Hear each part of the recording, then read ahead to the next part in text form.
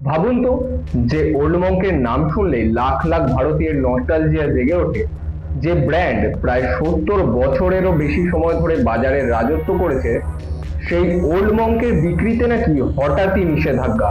কিন্তু প্রশ্ন হলো, ওল্ড মঙ্ক কি সত্যিই নিষিদ্ধ হয়ে গেল, নাকি আসল ঘটনা সম্পূর্ণ অন্য? এফএসএসএআই বা ফাসাই কেন এই পদক্ষেপ নিল, আর যাদের বাড়িতে ওল্ড মঙ্কের বোতল আছে তাদের কি চিন্তার কারণ আছে? আজকের এই ভিডিওতে আমরা পুরো বিষয়টা একদম সহজ ভাষায় বুঝে নেব। তবে শুরু করার আগে একটি গুরুত্বপূর্ণ কথা: বঙ্গদর্পণ কোনোভাবেই মদ্যপান, মাদকদ্রব্য বা যে কোনো ধরনের নেশা জাতীয় দ্রব্যের সেবনকে সমর্থন বা উৎসাহিত করে না। এই ভিডিওটি শুধুমাত্র একটি সাম্প্রতিক সংবাদ, ফাসাইয়ের সিদ্ধান্ত এবং তার প্রভাব সম্পর্কে তথ্যভিত্তিক বিশ্লেষণ ও জনসচেতনতার উদ্দেশ্যে তৈরি করা হয়েছে। এর মাধ্যমে কোনো ধরনের মদ্যপানকে প্রচার বা উৎসাহিত করা হচ্ছে না।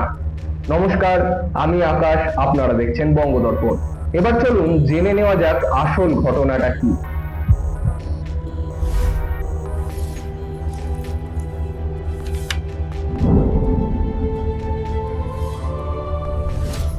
প্রথমে একটা ভুল ধারণা ভাঙা দরকার। অনেকেই সোশ্যাল মিডিয়ায় লিখছেন ওল্ড মঙ্ক ব্যান হয়ে গেছে, কিন্তু বাস্তবে বিষয়টা এমন নয়। ফাসাই পুরো ওল্ড মঙ্ক ব্র্যান্ডকে নিষিদ্ধ করেনি, বরং ওল্ড মঙ্কের 3টি নির্দিষ্ট ভেরিয়েন্ট, যেগুলো মহারাষ্ট্রের একটি নির্দিষ্ট উৎপাদন ইউনিটে তৈরি হয়েছিল, সেগুলোর বিক্রিতে আপাতত নিষেধাজ্ঞা জারি করা হয়েছে। একই অভিযানে আরো কয়েকটি জনপ্রিয় হুইস্কি ও রাম ব্র্যান্ডের কিছু ভেরিয়েন্টও এই পদক্ষেপের আওতায় এসেছে। অর্থাৎ আপনি যদি অন্য রাজ্যে তৈরি ওল্ড মঙ্ক দেখেন, তার মানেই সেটাও নিষিদ্ধ, এমনটা একদমই নয়। এবার আসি সবচেয়ে গুরুত্বপূর্ণ প্রশ্নে: ফাসাইয়ের আপত্তি কোথায় ছিল? তদন্তে অভিযোগ ওঠে কিছু প্রস্তুতকারক এমন কৃত্রিম বা নেচার আইডেন্টিক্যাল ফ্লেভার ব্যবহার করছিলেন, যা রাম বা হুইস্কির স্বাভাবিক স্বাদ ও গন্ধের মতো অনুভূতি তৈরি করে।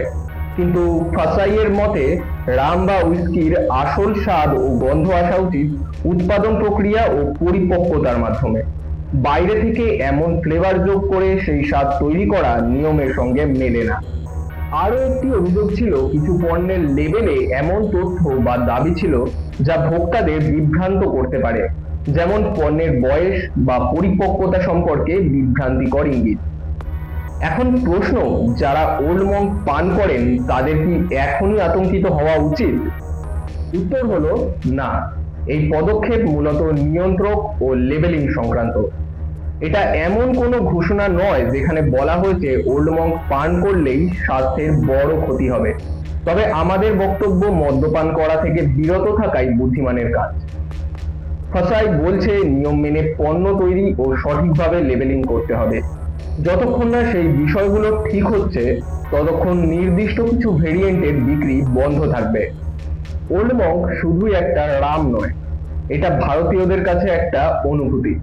1950-এর দশকে বাজারে আসার পর বহু বছর ধরে এটি দেশের সবচেয়ে জনপ্রিয় ডার্ক রামগুলোর মধ্যে একটি ছিল। সবচেয়ে মজার বিষয় হলো, এই ব্র্যান্ড প্রায় কোনো বড় বিজ্ঞাপন ছাড়াই জনপ্রিয় হয়ে ওঠে। একসময় ওল্ড মঙ্ক বিশ্বের অন্যতম বেশি বিক্রি হওয়া রাম ব্র্যান্ড হিসেবেও পরিচিতি পায়। তবে সময়ের সঙ্গে প্রতিযোগিতা বেড়েছে, নতুন ব্র্যান্ড এসেছে, বাজারও বদলেছে। তবুও ওল্ড মঙ্কের প্রতি মানুষের নস্টালজিয়া আজও অটুট। এখন সবচেয়ে বড় প্রশ্ন, এরপর কি হবে? যদি প্রস্তুতকারী সংস্থা ফাসাইয়ের নির্দেশ মেনে প্রয়োজনীয় পরিবর্তন করে, তাহলে ভবিষ্যতে সেই ভেরিয়েন্টগুলোর বিক্রি আবার শুরু হতে পারে। অন্যদিকে কিছু সংস্থা এই সিদ্ধান্তকে আইনি পথে চ্যালেঞ্জও করেছে। এই বিষয়টি এখনো প্রক্রিয়াধীন এবং ভবিষ্যতে পরিস্থিতি বদলাতে পারে। তাহলে পুরো ঘটনাটা যদি এক লাইনে বলি, ওল্ড মঙ্ক পুরোপুরি ব্যান হয়নি। নিষেধাজ্ঞা এসেছে কিছু নির্দিষ্ট ভেরিয়েন্টের উপর, কারণ ফাসাইয়ের অভিযোগ সেগুলোতে এমন ফ্লেভারিং ও লেবেলিং পদ্ধতি ব্যবহার করা হয়েছে যা বর্তমানে খাদ্য নিরাপত্তা বিধির সঙ্গে সামঞ্জস্যপূর্ণ নয়। এই ঘটনাটি শুধু ওল্ড মঙ্কের নয়, এটি দেখিয়ে দিল যে এখন ফাসাই খাদ্য ও পানীয় শিল্পে নিয়ম প্রয়োগের ক্ষেত্রে অনেক বেশি কড়া অবস্থান নিচ্ছে। এই বিষয়ে আপনার কি মনে হয়? আপনার মতামত অবশ্যই কমেন্টে জানান। ভিডিওটি ভালো লাগলে লাইক করুন, বন্ধুদের সঙ্গে শেয়ার করুন, আর এমন আরো তথ্যভিত্তিক ডকুমেন্টারি দেখতে আমাদের চ্যানেলটি সাবস্ক্রাইব করতে ভুলবেন না। দেখা হবে পরের ভিডিওতে।